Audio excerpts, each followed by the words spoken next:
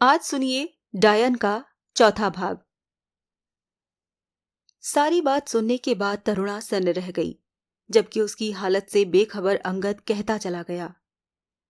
मेरी समझ में नहीं आ रहा तरु कि किस्मत मेरे साथ क्या खेल खेल रही है।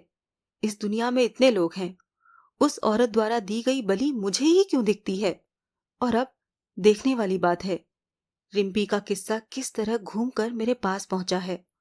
उस रिम्पी का किस्सा जो उस औरत की अगली शिकार है, जिसके बारे में ये जानने को मैं खुद मरा जा रहा था कि वो कौन है और कहाँ है। कहीं खोई सी तरुणा ने पूछा, क्या तुम जाओगे? क्यों नहीं जाऊंगा? अंगद के लहजे में आश्चर्य था।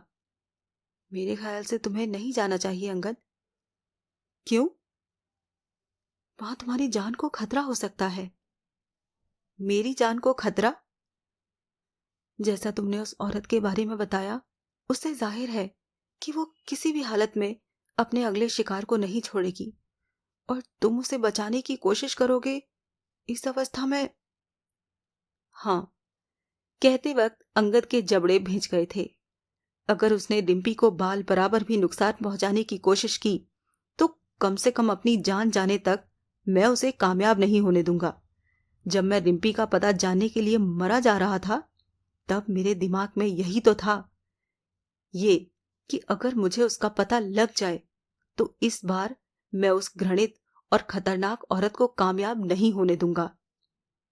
और अब जबकि कुदरत मुझे ये मौका दे रही है, तो पीछे हट जाऊं?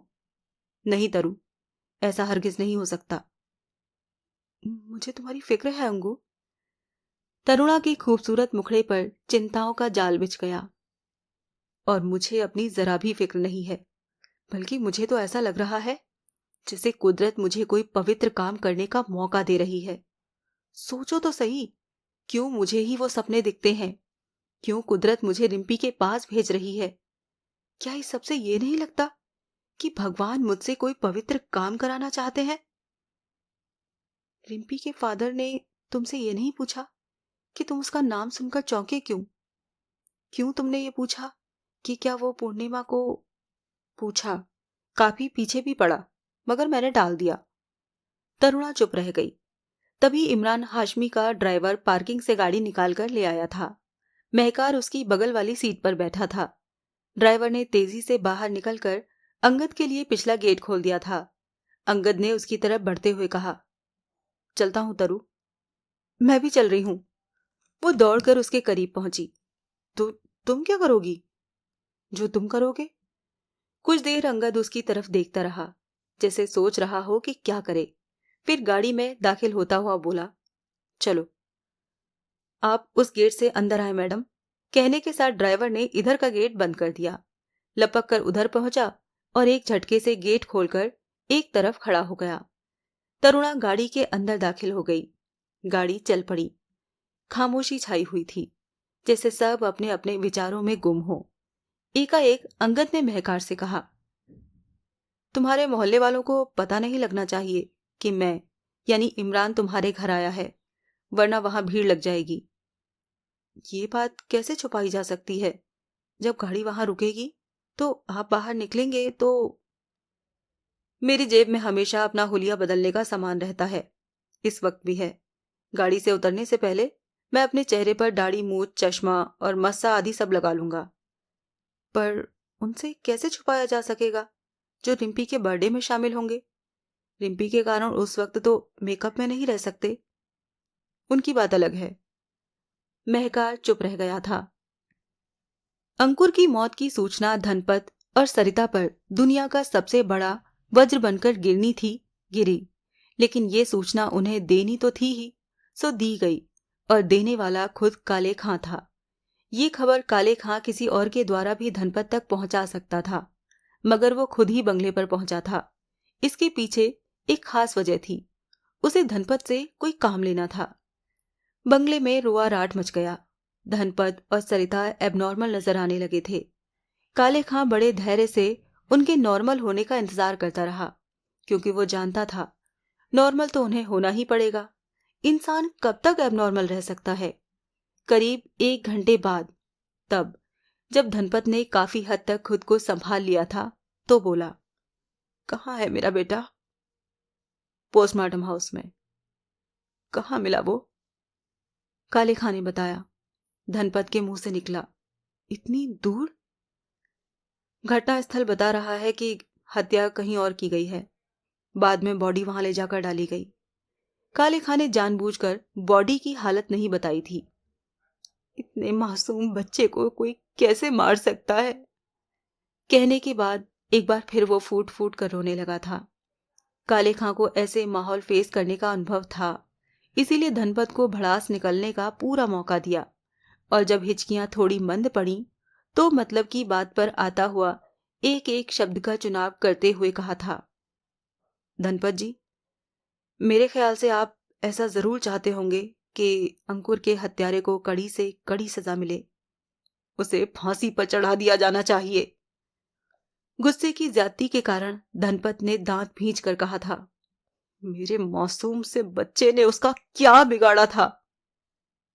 मैं भी कसम खा चुका हूं कि उसे फांसी के फंदे पर पहुंचाने के बाद ही दम लूंगा, मगर इस काम में मुझे आपकी मदद चाहिए। मेरी मदद? रोते रोते वो चौंका था, क्योंकि अंकुर को ले जाने के बाद से न शालू कहीं नजर आई है, न ही किसी तरह ये पता लग सका है कि वो कहाँ है। इसके कारण मुझे लगता है कि इस सब के पीछे वही है। घटना स्थल से गाड़ी की बरामदगी के कारण ये शक और गहरा हो जाता है। उसने भभकते लहजे में कहा, अब तो मुझे भी यकीन हो गया है, वो इसी वजह से मेरे बेटे के करीब आई थी। मगर मगर समझ में नहीं आ रहा, उसने ऐसा किया क्यों? मेरे दिमाग में भी यही सवाल है। मतलब? क्योंकि डेड बॉडी मिलने से पहले मैं भी यही सोच रहा था कि अंकुर को फिरौती के लिए ही किडनैप किया गया है और देर सवेर फिरौती के लिए फोन आएगा, लेकिन ऐसा कुछ भी नहीं हुआ। सीधी बॉडी मिली है। इसका मतलब उसका उद्देश्य अंकुर को मारना ही था। ऐसा उद्देश्य तो किसी का तभी हो सकता है जब कोई बदला लेना चाहता हो, किसी को आपसे दुश्मनी हो। बता चुका हूं इंस्पेक्टर, मेरी किसी से कोई दुश्मनी नहीं है। आपकी नहीं होगी, मगर किसी को आपसे हो सकती है। ये क्या बात हुई? ऐसा होता है धनपत जी, हमारे मन में किसी के प्रति दुश्मनी नहीं होती, लेकिन कोई अपना ही, बल्कि जिसे हम अपना हितैषी समझ रहे होते हैं, वो किसी ऐसी बात को जहरीली गांठ बनाकर अपने दिल में लिए बैठा रहता है जिस बात को हमने कभी महत्व ही न दिया हो, पूरी तरह महत्वहीन समझा हो। शालू के मन में मेरे प्रति ऐसी कोई गांठ कैसे हो सकती है? वो तो मुझे मिली ही 15 दिन पहले थी, और तब से मैंने उस पर एहसान ही एहसान किए थे, भले ही चाहे किसी लिए किए हो। मेरे ख्याल से जहरीली गांठ उसके नहीं, उसके दिल में थी या है, जिसने उसे औजार बनाकर भेजा था। किसी ने भेजा था उसे? अभी नहीं पता, केवल अनुमान है मेरा, और अनुमान इसीलिए है क्योंकि फिलहाल शालू और आपके बीच कोई ऐसी सीधी दुश्मनी नजर नहीं आ रही जिसकी वजह से वो इतना घृणित काम करे। सर, मेरी समझ में नहीं आ रहा कि आप ये कौन सी दिशा में सर खपा रहे हैं। बहुत देर से चुप खड़ा राजपाल अंततः खुद को चुप न रख सका। जब अंगद को दिखे सपने ने सब कुछ। तू चुप रह, काले खां ने उसे बहुत सख्ती से डांटा। राजपाल सकपका कर चुप हो गया, मगर धनपत ने कहा, दीवान जी क्या कहना चाहते हैं? अंगद का सपना मतलब? आप उस चक्कर में ना पड़े, इसकी बुद्धि जितनी है उतनी ही बात करता है। काले खां ने बात हवा में उड़ाई। मैं ये जानना चाहता हूं कि क्या आपको किसी से भी हुआ अपना कोई भी हल्का सा भी पंगा याद आता है? हमारा कभी किसी से कोई पंगा हुआ ही नहीं।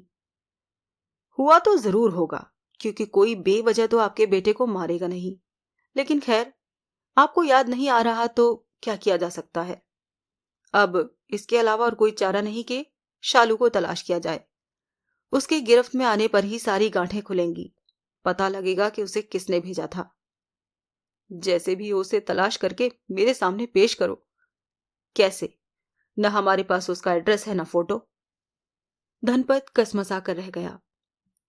अब जाकर मतलब की बात काले खां ने कही, मैं इसी संबंध में आपकी मदद की बात कर रहा था।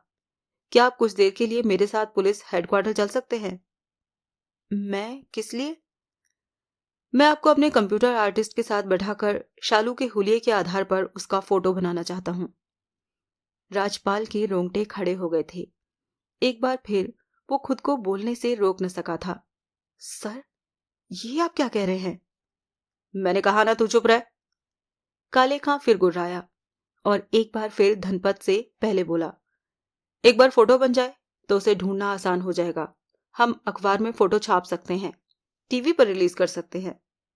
हाँ, ये ठीक रहेगा। धनपत की आंखें चमक उठीं। ये काम जरा भी मुश्किल नहीं है, हम लोग करते रहते हैं। आप बस शालू का हुलिया बताते रहिएगा, वो फोटो बना लेगा। मैं तैयार हूं। तो चलिए मेरे साथ। चलो। उत्साह से भरा धनपत दरवाजे की तरफ बढ़ा। धनपत अपनी गाड़ी में था, जो उस जीप के पीछे आ रही थी, जिसमें काले खां, राजपाल और ड्राइवर थे। राजपाल जरा भी सब्र नहीं रख पाया था। जीप के स्टार्ट होकर आगे बढ़ते ही कहा था उसने, मेरी समझ में नहीं आ रहा सर कि आप ये क्या पागलपन कर रहे हैं। तुझे ये सब पागलपन क्यों लग रहा है? ये पागलपन नहीं तो और क्या है? उत्तेजना के मारे राजपाल का बुरा हाल था। आप अखिल के द्वारा एक बार शालू का फोटो बनवाने की कोशिश कर चुके हैं, उसका अंजाम देख चुके हैं। उसके बाद भी अगर आप ऐसा कर रहे हैं तो इसे पागलपन के अलावा और क्या कहा जा सकता है?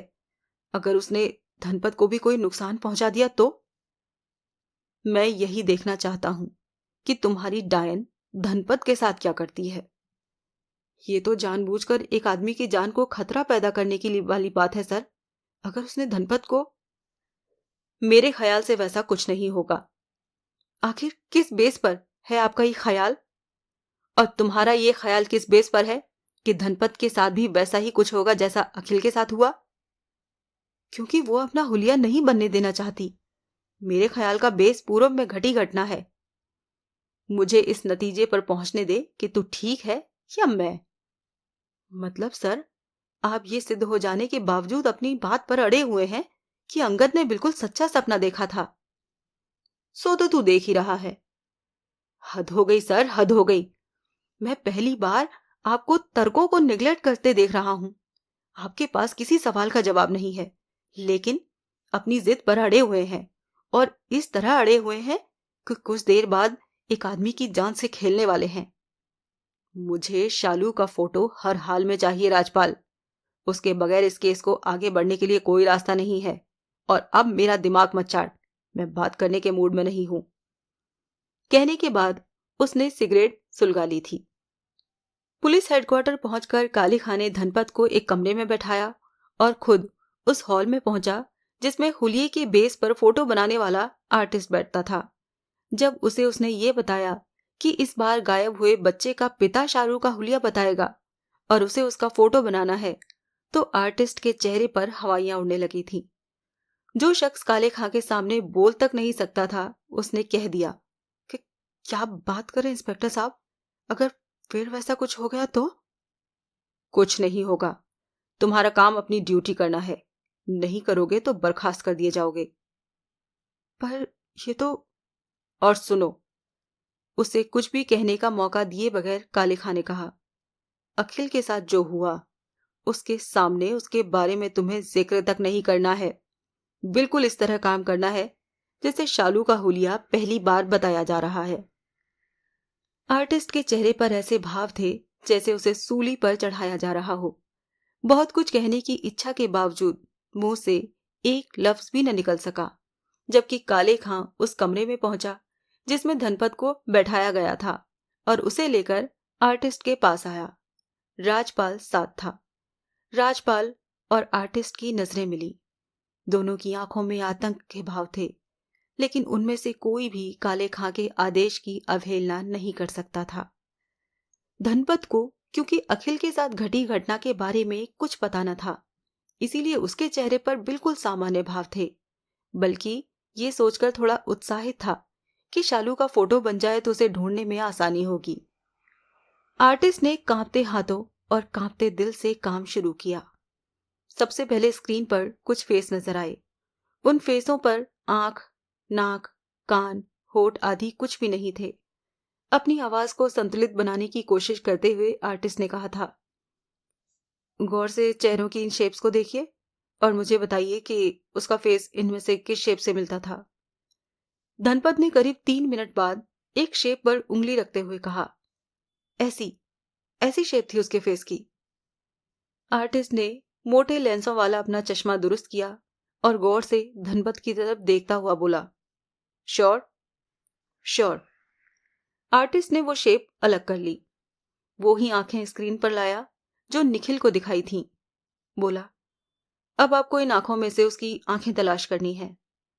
एक बार फिर धनपत स्क्रीन पर नजर आने वाली आंखों को गौर से देखने लगा और उससे भी ज्यादा गौर से राजपाल और काले खां धनपत के चेहरे को देख रहे थे।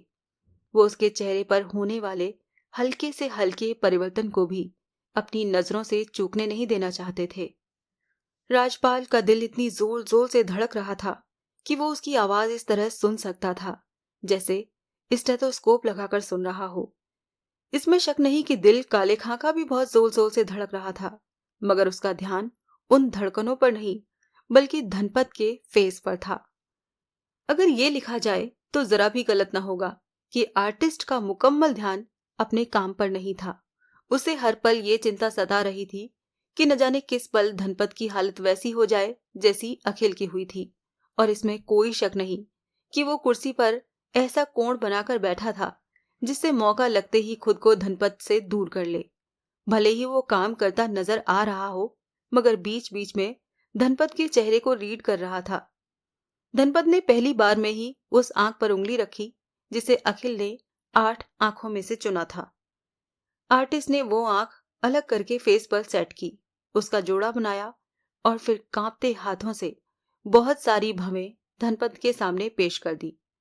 धनपत ने भवें भी वही छांटी जो अखिल ने छांटी थीं। लगभग वही चेहरा बनता जा रहा था जो अखिल बनवा रहा था। अब नंबर नाक का था और अखिल के साथ जो भी हुआ था नाक छांटते वक्त ही हुआ था। इसीलिए जिस वक्त धनपत पूरे कंसंट्रेशन के साथ स्क्रीन पर मौजूद नाक देख रहा था, ठीक उसी वक्त उससे भी ज्यादा कंसंट्रेशन के साथ काले खां और राजपाल उसके चेहरे को देख रहे थे। उनके दिलों की धड़कन इस कदर बढ़ चुकी थी कि उन्हें वो अपनी पसलियों पर सिर टकराते साफ साफ महसूस कर रहे थे। आर्टिस्ट अपनी कुर्सी से उठकर भागने के लिए पूरी तरह तैयार था। धनपत अपने चेहरे पर गढ़ी उनकी नजरों को इसीलिए नहीं देख सका था क्योंकि उसका संपूर्ण ध्यान स्क्रीन पर नजर आ रही नाकों पर था। और फिर तब जब उसने एक नाक पर उंगली रख दी तो काले खां के होठों पर सफलता से लबरेज जबरदस्त मुस्कान उभरी थी। उस वक्त उसकी और राजपाल की नजरें मिली थीं और काले खां की आंखों में व्यंग्यात्मक भाव थे, जैसे कह रहा हो, देखा, कुछ नहीं हुआ। राजपाल पुनः इतने गौर से धनपत के फेस को देखने लगा जैसे उसे पूरा यकीन हो कि कुछ होगा जरूर।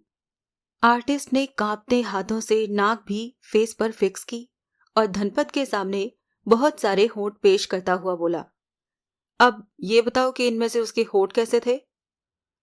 वो होठों को ध्यान से देखने लगा।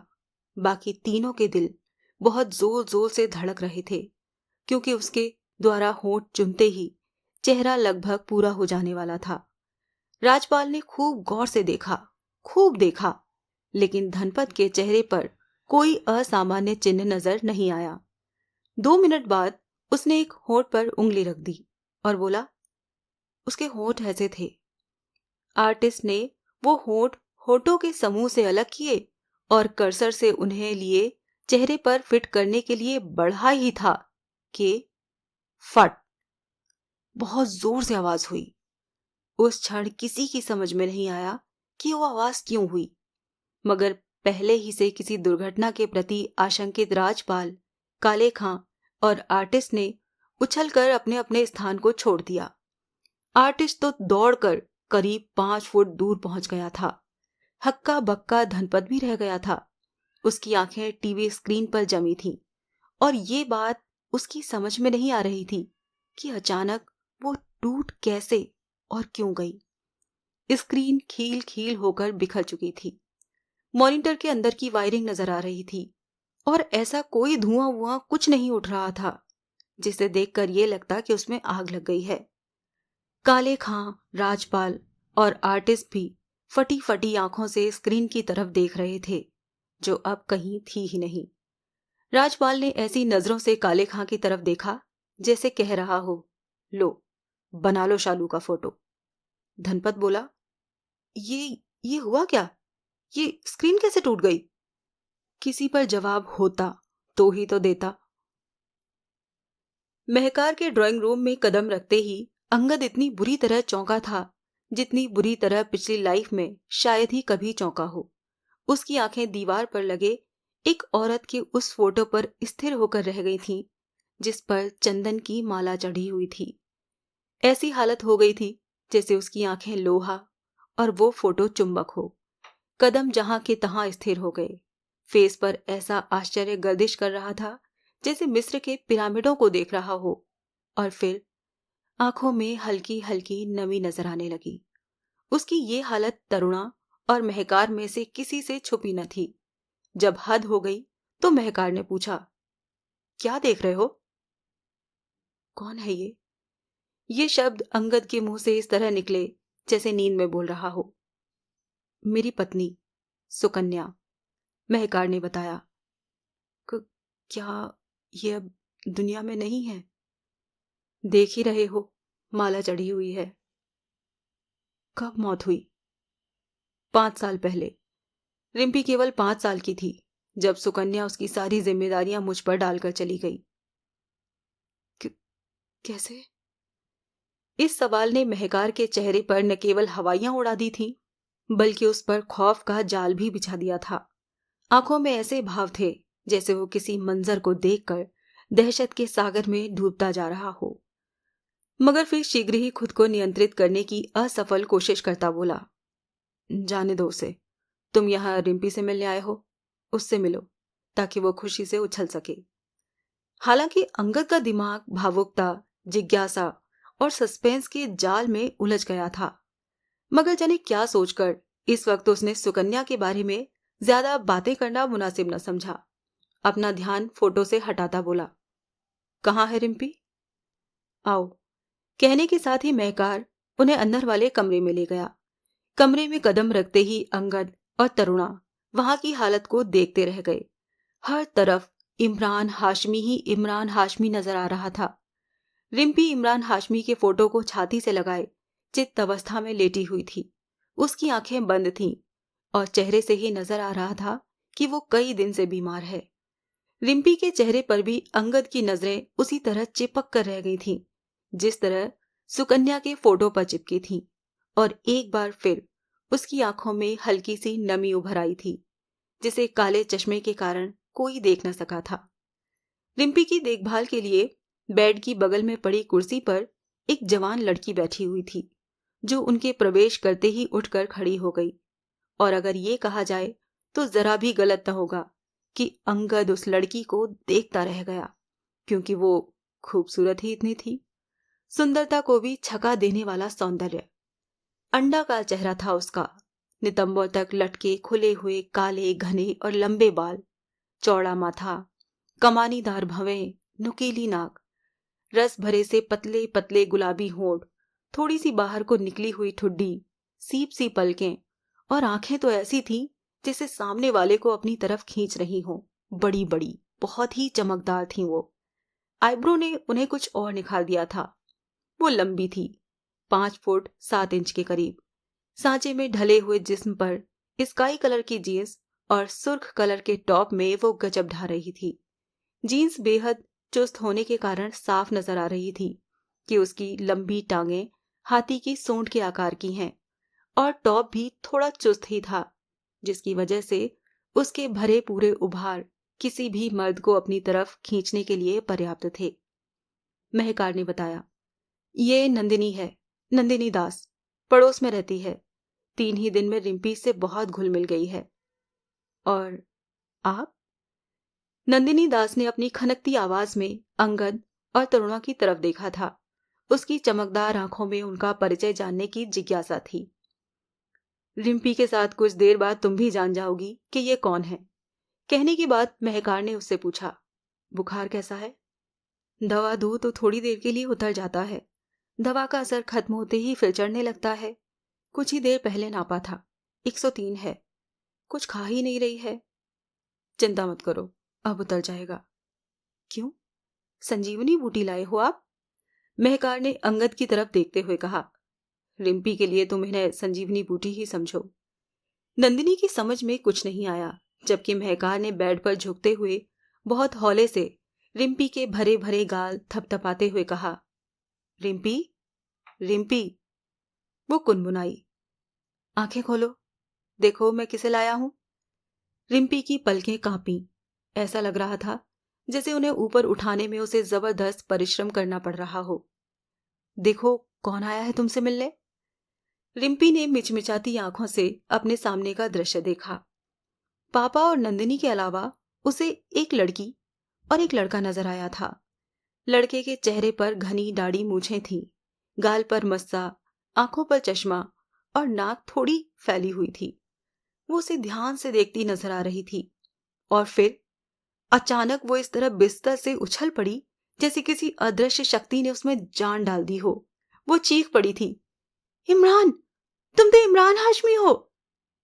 चारों हैरान रह गए, खास तौर पर अंगद, क्योंकि इस मेकअप में लोग उसे कम ही पहचानते थे। अगर ये कहा जाए तो जरा भी गलत न होगा कि अंगद पर कुछ कहते न बन पड़ा था, जबकि वो बेड से उछलकर इस तरह अंगद से आ लिपटी थी कि अगर अंगद उसे तुरंत अपने बाजुओं में न भींच लेता तो शायद वो नीचे गिर जाती। गिरने की जरा भी तो परवाह नहीं की थी उसने, और अंगद ने उसे भींचा भी कुछ ऐसे जज्बाती अंदाज में था जैसे किसी ने बहुत दिन से बिछड़े अपने बच्चे को भींचा हो। उस दृश्य को देखकर महकार की आंखें भर आई थी, जबकि नंदिनी अपनी आंखों में बला की हैरानियां लिए अंगद की तरफ देख रही थी। उस अंगद की तरफ जिसकी गोद में मौजूद चहकती हुई रिम्पी ने कहा था, ये चश्मा, ये मूछ दाढ़ी और ये मस्सा क्यों लगा के रखा है? और तुम्हारी नाक इतनी फूली हुई क्यों है इमरान? 2 कारण थे इसके। अंगद ने तेजी से खुद को जज्बातों के भंवर से निकाला और हंसता हुआ अपना मेकअप उतारता हुआ बोला, पहला, कोई मुझे यहां आते पहचान न ले। दूसरा, मैं देखना चाहता था कि तुम मुझे इस मेकअप में पहचान पाती हो या नहीं। मैं तुम्हें किसी भी मेकअप में पहचान सकती हूं, मगर उसके चेहरे की तरफ गौर से देख रही रिम्पी की आंखें सिकुड़ी थीं। क्या हुआ?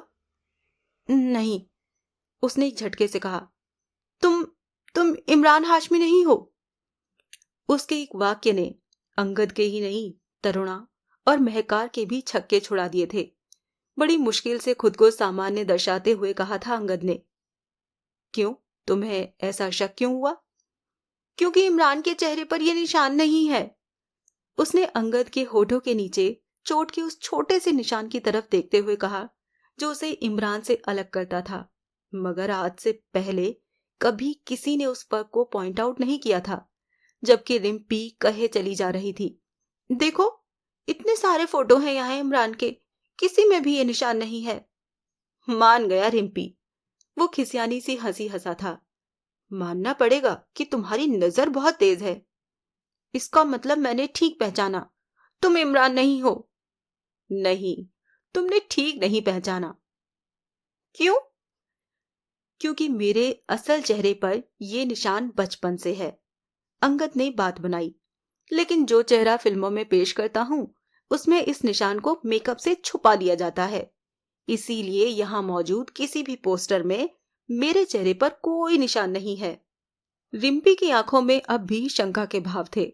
उसे बहुत गौर से देखती हुई बोली, सुना तो है कि आर्टिस्ट लोग ऐसा करते हैं, लेकिन तुम्हारे बारे में तो मैंने किसी मैगजीन में ऐसा नहीं पढ़ा। मैगजीनों में ही छपवा देता तो फिल्मों में ये साफ सुथरा चेहरा पेश करने का फायदा क्या होता? हाँ, ये तो ठीक है। रिम्पी शायद इसीलिए चक्कर में आ गई थी क्योंकि अंगद का बाकी चेहरा इमरान से मिलता था। पर अगर तुम इस चेहरे के साथ भी फिल्मों में आओ तो बुराई नहीं है। मुझे तो ये निशान भी अच्छा लग रहा है। ठीक है, तुम्हारी सलाह पर गौर करूंगा। तुम्हारी अगली फिल्म एक थी डायन है ना, उसमें निशान के साथ ही आना, लोगों को चेंज लगेगा। एक थी डायन में तो नहीं, क्योंकि उसकी ज्यादातर शूटिंग हो चुकी है, मगर उससे अगली फिल्म में तुम्हारी इच्छा जरूर पूरी कर दूंगा। मतलब घनचक्कर में? अरे, तुम्हें तो ये भी मालूम है। मुझे तुम्हारे बारे में सब मालूम है। बताओ क्या मालूम है। पूछो, क्या पूछना है? उसे बातों में लगाने की गरज से अंगद ने सवाल किया। अच्छा, मेरी डेट ऑफ बर्थ बताओ। ये भी कोई सवाल हुआ? उसने बुरा सा मुंह बनाने के साथ ही कहा। 24 मार्च। मुझे तो ये भी पता है कि तुम्हारा असली नाम इमरान अनवर हाशमी है। फिल्मों के लिए इमरान हाशमी रख लिया है, जैसे चोट के इस निशान को छुपा लिया। महेश भट्ट और मुकेश भट्ट अंकल तुम्हारे मामा हैं। और कुछ बताऊं? बस बस मेरी अम्मा, बहुत हो गया। अंगद को सचमुच हंसी आ गई थी। तूने तो मेरा कच्चा चिट्ठा ही खोल डाला। अम्मा किसे कहा तुमने? तुम्हें। खबरदार जो दोबारा कहा। मैं तुम्हारी फ्रेंड हूं। तुम्हारी अम्मा का नाम ना फरहान हाशमी है। Okay okay my dear friend. Angad हंसे चला जा रहा था, पर जाने क्यों उस हंसी में एक दर्द छुपा हुआ था। अब तुम बताओ, उसने अंगद से सवाल किया। तुम्हारी पहली फिल्म फुटपाथ जो 2004 में रिलीज हुई थी, उसमें तुम्हारे किरदार का क्या नाम था? किरदार का नाम? अंगद बुरी तरह गड़बड़ा गया। उसे इस बारे में बिल्कुल मालूम न था, और शर्त लगाकर कह सकता था कि इस सवाल का जवाब खुद इमरान भी नहीं दे सकता था, क्योंकि आर्टिस्ट भला ये कैसे याद रख सकता है कि कौन सी फिल्म में उसके किरदार का क्या नाम था। नहीं याद ना? रिम्पी की आंखें चमकी थीं। अंगद ने हार मानते हुए कहा, मुझे याद नहीं। रघु श्रीवास्तव, रिम्पी ने कहा। अंगद को नहीं मालूम था कि ये जवाब ठीक है या नहीं, लेकिन पूरा यकीन था कि ठीक ही होगा, क्योंकि वो रिम्पी ने बताया था। उस रिम्पी ने जो इमरान के बारे में जरा जरा सी बात जानती थी। उसे चहकती देखकर महकार की आंखों में बार बार आंसू आ रहे थे। वो बार बार उन्हें छुपाने की कोशिश करता हुआ पोंछ लेता था। लग ही नहीं रहा था कि रिम्पी बीमार है। उसका बुखार जाने कहाँ उड़न छू हो गया था। एकाएक उसने तरुणा की तरफ देखा, जैसे पहली बार उसकी वहां मौजूदगी महसूस की हो। सीधा सवाल किया, ये कौन है? तरुणा। ये तो नाम हुआ। मैंने पूछा कौन है? मेरी फ्रेंड। सिर्फ फ्रेंड ही है ना? मतलब? उससे आगे निकले तो मुझसे बुरा कोई नहीं होगा। तरुणा ने पूछा। ऐसा क्यों कह रही हो रिम्पी? इमरान पहले ही शादीशुदा है। इसकी वाइफ का नाम परवीन शाहनी है। बहुत लंबे टाइम तक अफेयर चला था इनका, और अब तो इनका बेटा भी है, अयान। उसका जन्म 4 फरवरी 1910 को हुआ था। और शादीशुदा आदमी से लव करना अच्छी बात नहीं है। ओके बाबा ओके, लव नहीं करेंगे, हम फ्रेंड ही रहेंगे। तरुणा खिलखिलाकर हंसे बगैर न रह सकी थी। एक प्रॉमिस भी करना होगा। बोलो। शाम को मेरी बर्थडे पार्टी है। उसमें मेरे स्कूल के बहुत से फ्रेंड होंगे। तुम्हें भी उसमें रहना है। रिम्पी, महकार बीच में टपका। पार्टी कैसे होगी? तुम्हें तो बुखार है। जब ये उतर जाएगा तो। देखो, महकार की बात पूरी होने से पहले ही रिम्पी ने अपनी कलाई उसकी तरफ फैलाते हुए कहा, उतर गया। महकार ने उसकी कलाई चेक की। उतनी गर्म तो नहीं थी, मगर गर्म थी। बोला, अभी है। जो है वो भी उतर जाएगा। थोड़ी देर में थर्मामीटर लगाकर देख लेना। रिम्पी ने गारंटी से कहा। ऐसा कैसे कह सकती हो तुम? जरा गोद से उतारना इमरान, रिम्पी ने कहा। अभी बताती हूँ ऐसा कैसे कह सकती हूँ। अंगद ने उसे बेड से उतार दिया। बिस्तर पर कुछ टटोलने लगी वो। किसी की समझ में नहीं आ रहा था कि वो क्या टटोल रही है। सब सस्पेंस से में फंस गए थे। कुछ देर बाद उसने उन चारों को एक प्याज दिखाई और कहा, ये रहा मेरा बुखार। क्या मतलब? चारों बुरी तरह चौंके थे। मैंने किसी बुक में पढ़ा था कि अगर प्याज को बगल में दबा लिया जाए तो बुखार चढ़ जाता है। पापा को तुम्हारे पास जाने के लिए मजबूर करने के लिए मैंने वही किया। क्या? ये क्या कह रही हो तुम? हैरत के कारण महकार का हाल बुरा हो गया था। वही जो सच है। और ये लो, फेंक दी प्याज। कुछ देर बाद बुखार उतर जाएगा। इतनी शैतान है तू, इतनी शैतान। महकार उसे मारने दौड़ा था, जबकि वो कूदकर एक बार फिर अंगद से लिपट गई थी। मुझे बचा लो इमरान, पापा से मुझे बचा लो। अंगद ने उसे कसकर अपने बाजुओं में भींच लिया था। अब वहां 4 लोगों की खिलखिलाहटें गूंज रही थी, लेकिन जाने क्यों अंगद की आंखें छलछलाई हुई थीं। उधर राजपाल को काले खां पर झुंझलाहट आ रही थी। कैसा आदमी है ये? इतने सब के बाद भी उसकी बातों पर यकीन नहीं कर रहा, मानकर ही नहीं दे रहा कि ये सब सुपर नेचुरल पावर का खेल है। अब भी अंकुर की हत्या के पीछे धनपत की किसी से दुश्मनी को तलाश रहा है। काले खां इस बात का जवाब न देने के बावजूद उसकी बातें न मान पा रहा था कि कंप्यूटर की स्क्रीन किसने तोड़ दी। सुबह से भूखा था, इसीलिए एक सिपाही से थोड़ी सी पकौड़ी मंगाई। चाय के साथ वो खाई और अखबार के जिस टुकड़े में पकौड़ी आई थी उसे मोड़कर फेंकने ही वाला था कि एक छोटी सी खबर पर नजर पड़ी। वो इस तरह उस खबर पर झपट पड़ा जैसे कई दिन का भूखा 56 भोग की थाली पर झपट पड़ा हो। खबर ज्यादा बड़ी नहीं थी, वो उसे एक ही सांस में पढ़ गया और पढ़ने के बाद अपनी सीट पर बैठा न रह सका। इस तरह उछलकर खड़ा हो गया जैसे किसी अदृश्य शक्ति ने उछाला हो और बेतहाशा दौड़ता हुआ काले खां के ऑफिस में दाखिल हुआ। उसका अंदाज ही ऐसा था कि काले खां बुरी तरह चौंक पड़ा। बोला, क्या हुआ? इस खबर को पढ़िए सर, इस खबर को पढ़िए। उत्तेजित अवस्था में वो उसकी मेज के करीब पहुंचा था। किस खबर को? उसने अखबार का चिकना टुकड़ा मेज पर डाल दिया। काले खां की नजर छोटे से हेडिंग पर पड़ी। इमरान हाशमी की 10 वर्षीय फैन रिम्पी ने विले पार्ले में किया तमाशा। क्या है ये? काले खां ने पूछा। आपको कुछ नहीं लगता? मैं ये खबर उसी दिन पढ़ चुका हूं जिस दिन पेपर में निकली थी। एक 10 साल की लड़की टेरेस पर चढ़ गई और इमरान से मिलने की जिद करने लगी। इन साली फिल्मों और टीवी ने बच्चों का दिमाग खराब करके रख दिया है। ठीक उसी समय रुई से भरा ट्रक सड़क से न गुजर रहा होता तो लड़की का कल्याण हो चुका होता। उस लड़की का नाम रिम्पी है सर। तो आपको कुछ याद नहीं आ रहा? क्या याद आना चाहिए? अंगद को दिखे सपने के मुताबिक उस डायन की अगली शिकार का नाम रिम्पी है। काले खां के जहन को झटका सा लगा, ऐसा कि काफी देर तक वो कुछ कह न सका। स्थिर सी नजरों से राजपाल को देखता रहा, फिर बोला, मुझे बस ये बता दे कि तेरी खोपड़ी से अंगद को दिखे सपने का भूत कब उतरेगा, और आप मुझे ये बता दें कि आप हकीकत को कब मानेंगे।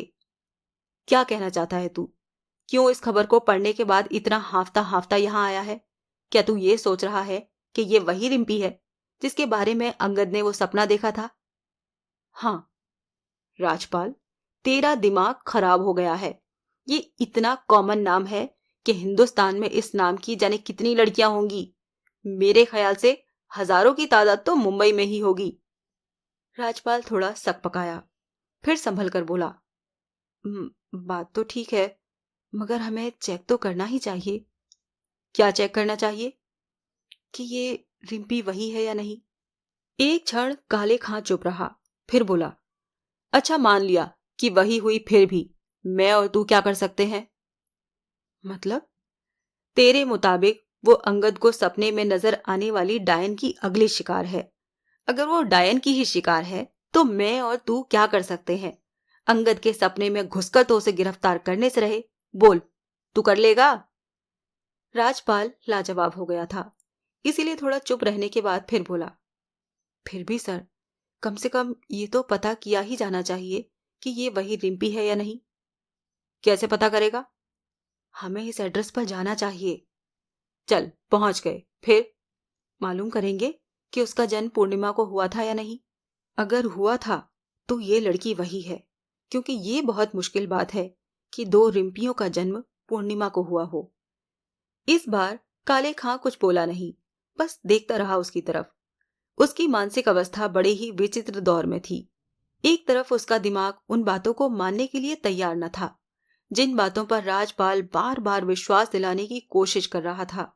दूसरी तरफ दिमाग उनमें से किसी बात का जवाब नहीं उगल रहा था जो सामने थी, जैसे अंकुर की लाश का उसी अवस्था में मिलना जिस अवस्था का विवरण अंगद ने पहले ही अपने कथित सपने के बेस पर दे दिया था।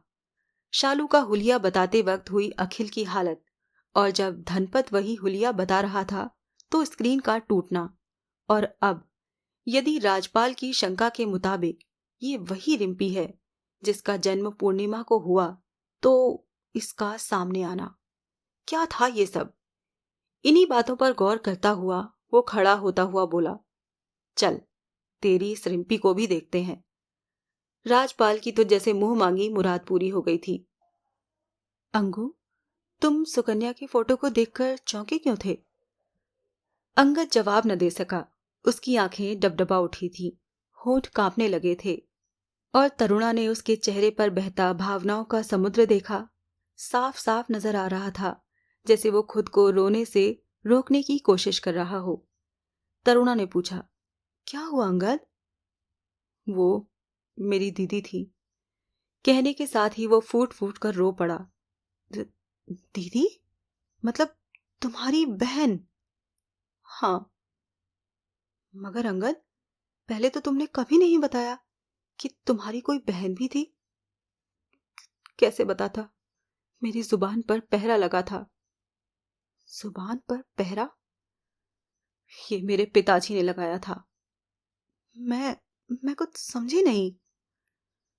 उस पहरे के कारण भले ही मैं दीदी का नाम कभी जुबान पर न लाया हूं, मगर मगर मैं सच कहता हूं तरु, न मैं कभी उन्हें भूल पाया, न ही दिल से निकाल पाया। वो मेरे रोम रोम में बसी हैं। पर बात क्या है, कुछ बताओ तो सही। पिताजी का सख्त ऑर्डर था, मेरे लिए भी और माँ के लिए भी, कि हम सुकन्या दीदी का नाम कभी नहीं लेंगे। अगर हम में से कभी किसी ने ऐसा किया तो पिताजी हमेशा के लिए घर छोड़कर चले जाएंगे। उन्होंने कहा था कि हमें यह सोचना है कि इस नाम की कोई लड़की कभी कहीं थी ही नहीं। मगर ऐसा क्यों? उन्होंने लव मैरिज की थी। क्या? लव मैरिज इतना बड़ा जुर्म है क्या? चमनगढ़ में लव मैरिज जुर्म ही था, क्योंकि चमनगढ़ हमारा गांव। लेकिन क्यों? वहां लव मैरिज इतना बड़ा जुर्म क्यों था? क्योंकि वहां रहने वाले सभी परिवार एक ही गोत्र के थे। एक ही गोत्र का मतलब एक ही खानदान। हर लड़के लड़की को एक दूसरे का भाई बहन माना जाता था। ऐसा तो मेरे गांव में भी है। तब तुम इस पेज को आसानी से समझ सकती हो। भाई बहन की शादी नहीं हो सकती। तो क्या सुकन्या दीदी ने गांव के किसी लड़के से शादी की थी? मुझे आज ही पता लगा है कि वो महकार था। मैं समझी नहीं। 12 साल पुरानी बात है। हम चमनगढ़ में रहते थे।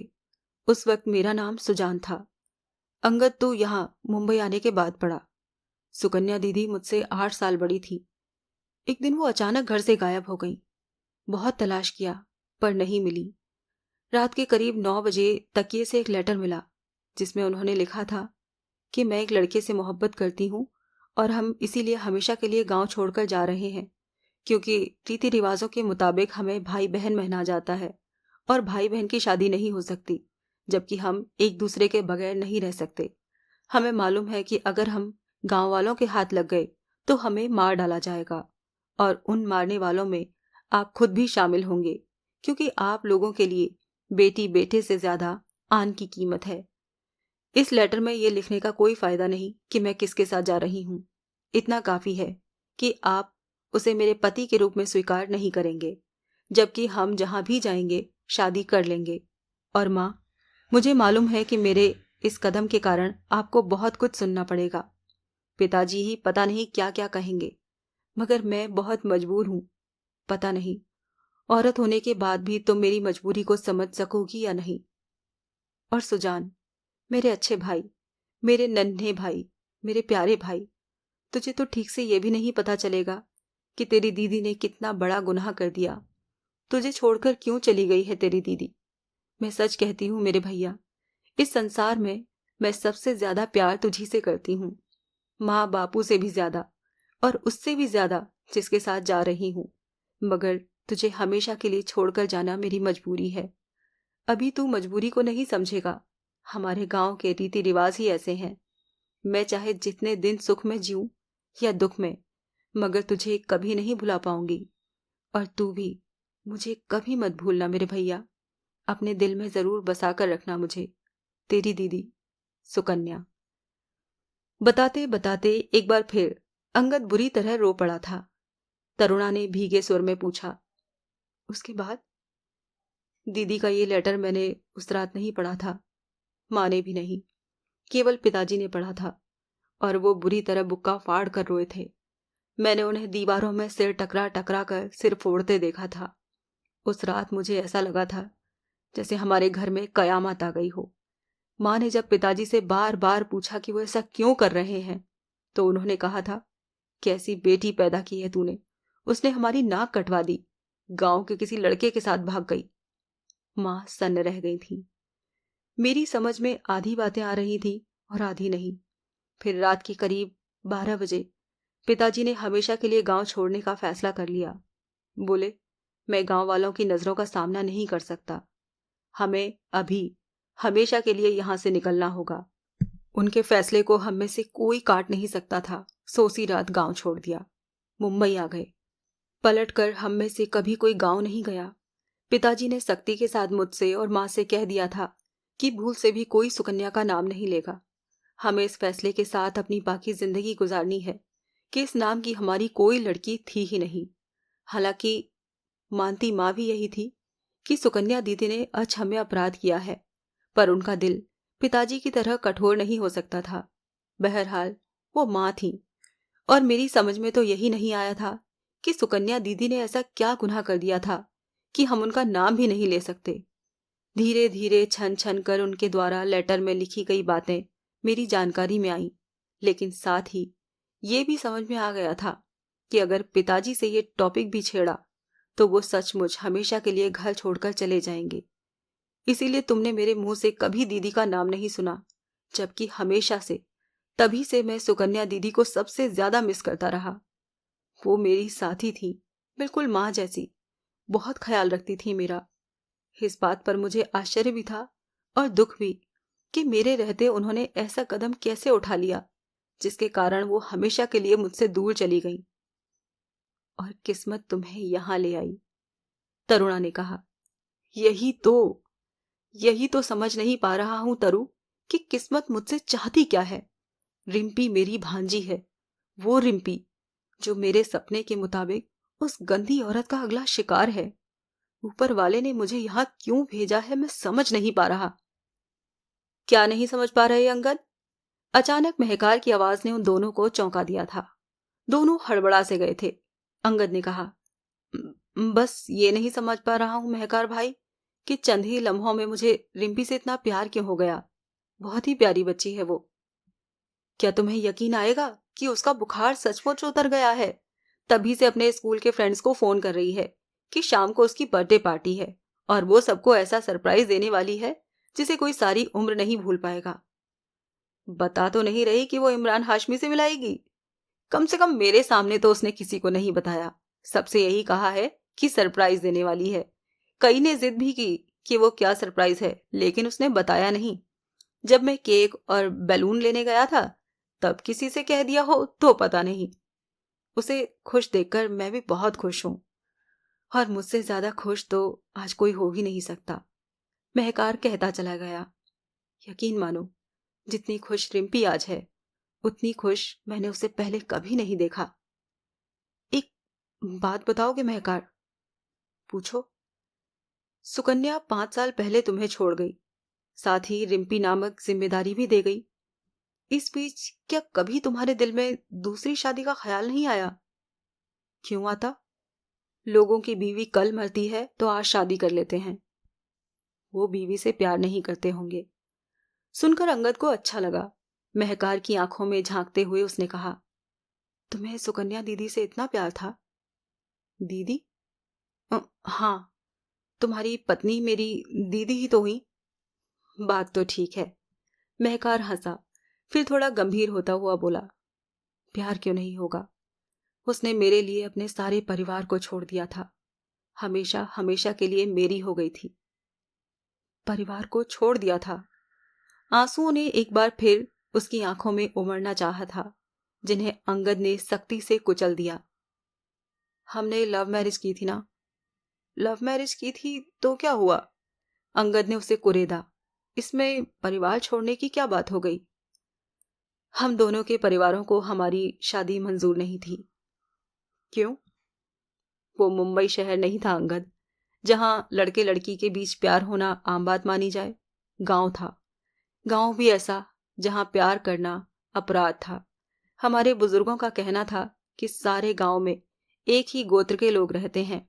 उस नाते सब लड़के लड़की एक दूसरे के भाई बहन हुए और भाई बहनों की शादी नहीं हो सकती। पर युवा पीढ़ी की समझ में ये बात नहीं आती थी। गांव की पंचायत आन की खातिर ऐसे कई जोड़ों को मौत के घाट उतार चुकी थी। हमें ये सब मालूम था, मगर फिर भी एक दूसरे के प्यार में पड़ गए और उस सीमा तक पहुंच गए कि एक दूसरे के बगैर नहीं रह सकते थे। तब हमारे सामने गांव से भाग निकलने के अलावा और कोई रास्ता नहीं था। वही किया। दोनों ने अपने अपने घर लेटर छोड़ दिए थे और मुंबई आकर शादी कर ली। अंगद ने बहुत मुश्किल से अपनी आवाज को भर्राने से रोका था। इसका मतलब तो ये हुआ कि सुकन्या दीदी की खातिर तुमने भी अपना घर परिवार छोड़ दिया था? हाँ। तो फिर उन्होंने ऐसा अलग क्या किया? बाद में मुझे अपना परिवार मिल गया था, लेकिन सुकन्या को ऐसा सौभाग्य कभी नसीब न हो सका। वो क्यों? हमें अपने परिवारों की याद तो आती ही थी। सुकन्या को खास तौर पर अपने भाई की याद आती थी। वो हर साल अपने भाई का बर्थडे मनाया करती थी और कहती थी, आज मेरा भाई इतने साल का हो गया होगा, अब वो ऐसा लगता होगा, वैसा लगता होगा। पता नहीं वो मुझे याद भी करता होगा या नहीं।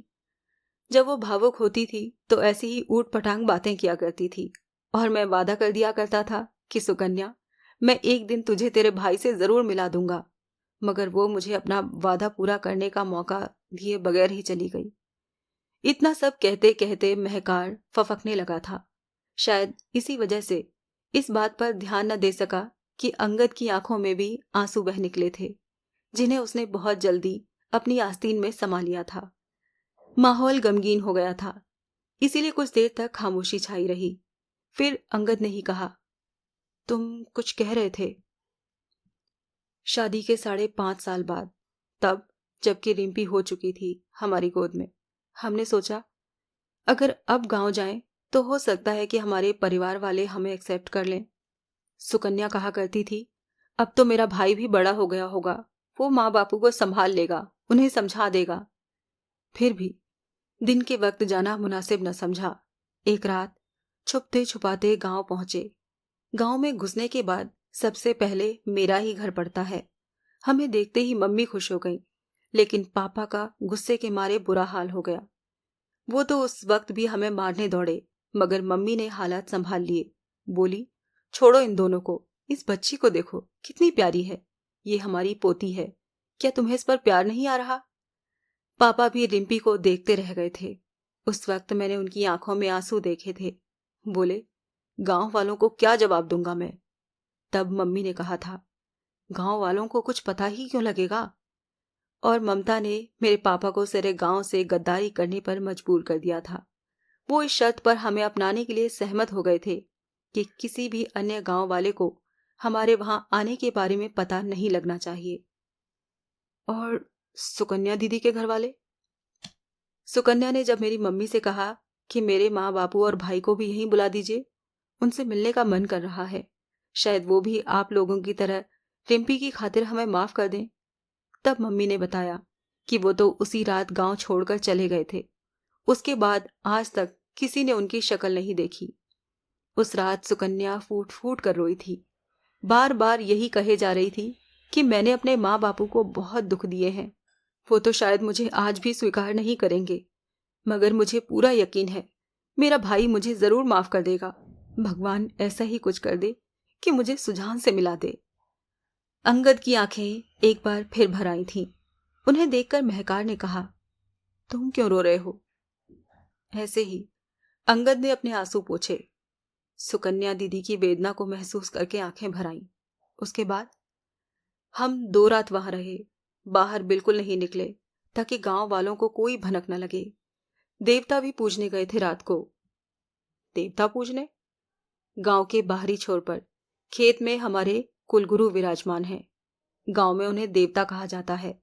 परिवार में कोई भी शुभ काम होने पर उनका आशीर्वाद लेना जरूरी होता है, और मेरी माँ का कहना था कि शादी के बाद हमने देवताओं का आशीर्वाद नहीं लिया है। इसीलिए वो रात के वक्त मुझे, सुकन्या और रिम्पी को लेकर देवता पूजने गई।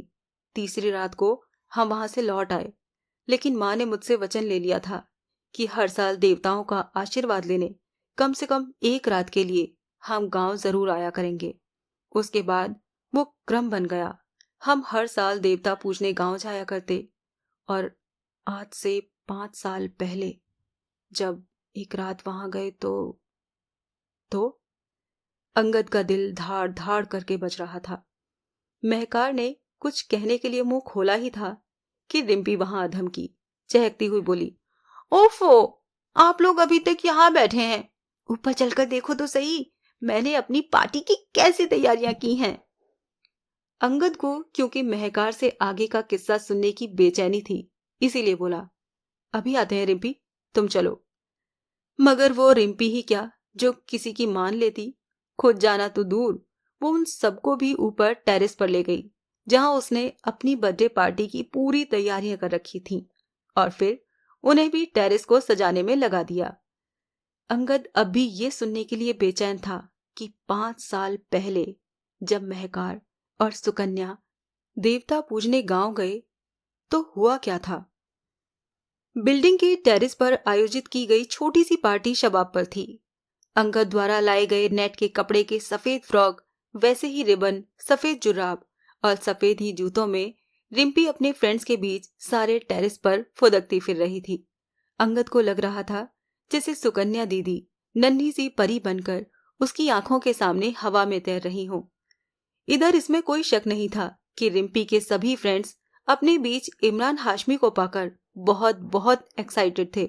और फ्रेंड्स ही क्यों, वो दोनों टीचर्स भी बेहद रोमांचित थी जिन्हें रिम्पी ने अपनी बर्थडे पार्टी में बुलाया था। और नंदिनी, वो तो इस वक्त जैसे गजब ही ढाई हुए थी। सांचे में ढले हुए जिस्म पर सफेद रंग की ऐसी रेशमी साड़ी थी जिस पर जगह जगह गुलाबी रंग के गुलाब टके हुए थे। उसी से मैच करता हुआ ब्लाउज और लंबी सुराहीदार गर्दन में बड़े बड़े सच्चे मोतियों की सफेद माला। अपने लंबे घने और काले बालों को गूंथकर इस वक्त उसने जूड़े की शक्ल दी हुई थी। वो बार बार अपनी पतली पतली और नाजुक उंगलियों से बालों की उस लट को कान के नीचे दबाने की कोशिश करती नजर आ रही थी जो रह रह कर उसके गालों को चूमने लगती थी। अंगद ने महसूस किया कि वो उसमें कुछ ज्यादा ही दिलचस्पी ले रही थी। उसका ख्याल था कि ये दिलचस्पी उसमें नहीं, इमरान हाशमी में ली जा रही थी। मगर वो खुद भी बार बार खुद को चोर नजरों से उसे देखने से रोक नहीं पा रहा था। उस वक्त वो दूर थी, टेरेस के दूसरे कोने पर, जब अंगद उसे देख रहा था, और अचानक ही उसने भी अंगद की तरफ देखा। अंगद ने सकपका कर नजरें चुरा ली। उस तरफ देखने लगा जिधर तरुणा और रिम्पी थीं। तरुणा रिम्पी के दोस्तों के साथ खेलने में मगन थी। एकाएक उसने अपने बहुत करीब से खनखनाती आवाज सुनी, क्या मैं यहाँ बैठ सकती हूँ? अंगद ने चौंक कर नजरें उठाईं। नंदिनी ही थी। उसके हाथ में सॉफ्ट ड्रिंक का गिलास था। संभल कर बोला, हाँ हाँ क्यों नहीं, बैठिए। वो मेज के उस तरफ सामने वाली चेयर पर बैठती हुई बोली, मैं ये सोच रही थी कि आप एक्टिंग कैसे कर लेते हैं? कैसे कर लेते हैं मतलब? मुझसे तो अगर कोई अभी बेवजह रोने या हंसने के लिए कहे तो न तो मैं रो सकती हूँ और न हंस सकती हूँ। बहरहाल रोने हंसने का कोई कारण तो होना चाहिए, मगर आप हैं कि। अंगद हंसने लगा। बोला, जब हमें रोने की एक्टिंग करनी होती है तो सोचते हैं कि हमारे साथ या उसके साथ कोई ट्रेजेडी हो गई है जिससे हम बहुत प्यार करते हैं, जैसे माँ बाप। हमें अपनी हालत वैसी बनानी होती है जैसी वैसा कुछ होने पर होती, और जब हंसने का अभिनय करना होता है तो ऐसे किसी जोक को याद कर लेते हैं जिस पर खूब हंसे हो। पर है तो कमाल की बात ना, सब गॉड गिफ्ट है मिस नंदिनी। काश गॉड ने हमें भी कोई गिफ्ट दिया होता। खैर, मैं आपको अपना पूरा परिचय दे देती हूँ। नाम तो आप जानते ही हैं, मैं काजी की पड़ोसन हूँ। उनके फ्लैट का नंबर 605 और मैं 3 दिन पहले ही 606 में किराए पर आई हूँ। मगर इन 3 ही दिन में रिम्पी ने मुझे इस कदर अपनी बना लिया है जैसे उसे सालों से जानती हूँ। बड़ी प्यारी बच्ची है। देखो ना, अपनी छोटी सी पार्टी में उसने मुझ सहित बहुत कम पड़ोसियों को बुलाया है। सबसे कह रही थी कि सरप्राइज दूंगी, और सचमुच सबको बहुत ही बड़ा सरप्राइज दिया है। वरना हम जैसे साधारण लोगों को आप जैसे स्टार से मिलने का मौका कहाँ मिलता है। सरप्राइज तो रिम्पी ने मुझे भी दिया है। मैं सोच भी नहीं सकता था कि इतनी छोटी लड़की मेरी इतनी बड़ी फैन हो सकती है। फैन तो हम भी कुछ कम नहीं हैं आपके। अचानक ही नंदिनी का लहजा रोमांटिक हो गया था। पूछिए अपने बारे में, आपको हमसे क्या पूछना है? मुझे मुझे कुछ नहीं पूछना। अंगद थोड़ा बौखला गया।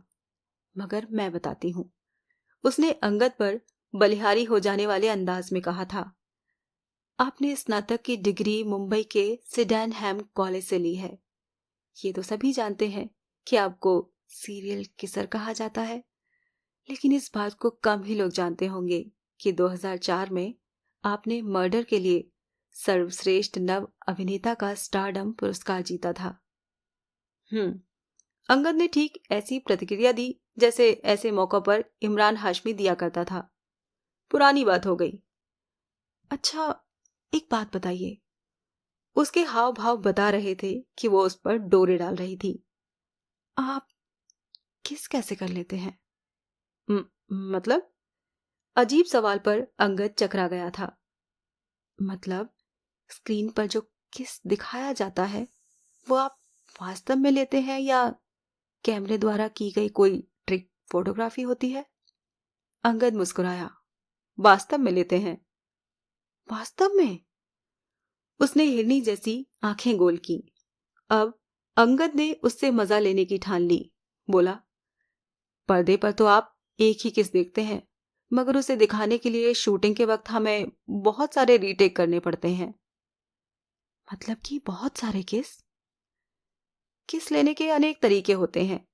अलग व्यक्ति अलग तरीके से किस लेता है, मगर शूटिंग के वक्त टेक तब तक ओके नहीं होता जब तक डायरेक्टर संतुष्ट न हो। यानी जब तक वैसा किस न लिया जाए जैसा उसे पर्दे पर चाहिए, तब तक रीटेक होते रहते हैं। रीटेक का मतलब है हमें बार बार किस करना पड़ता है। कई बार तो सुबह से शाम हो जाती है, हमारे होंठ सूज जाते हैं। माय गॉड, वो बच्चों की तरह बोली। इस पर हीरोइनों को ऐतराज नहीं होता? ऐतराज क्यों होगा? ना बाबा ना, मैं तो उसके अलावा किसी को किस नहीं कर सकती जिस पर मेरा दिल ना आए। भला ये भी कोई बात हुई कि अलग अलग लोगों से अपने होंठ चुसवाते रहो? जाने कैसे अंगद के मुंह से निकल गया, मुझे भी नहीं दोगी? अ, आपकी बात और है। लरजती आवाज में कहने के साथ उसने अपनी बड़ी बड़ी आंखों से निकलने वाला चमकदार रेज अंगद की आंखों में डालकर कहा, आपके किस लेने के स्टाइल की तो मैं हमेशा से फैन रही हूं। किस कदर होठों का रस चूसते हैं आप, जैसे भंवरा फूलों का रस चूस रहा हो।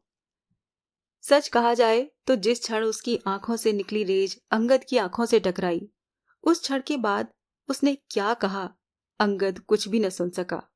उसे ऐसा लगा था जैसे नंदिनी की आंखों के गहरे सागर में वो डूबता चला जा रहा है।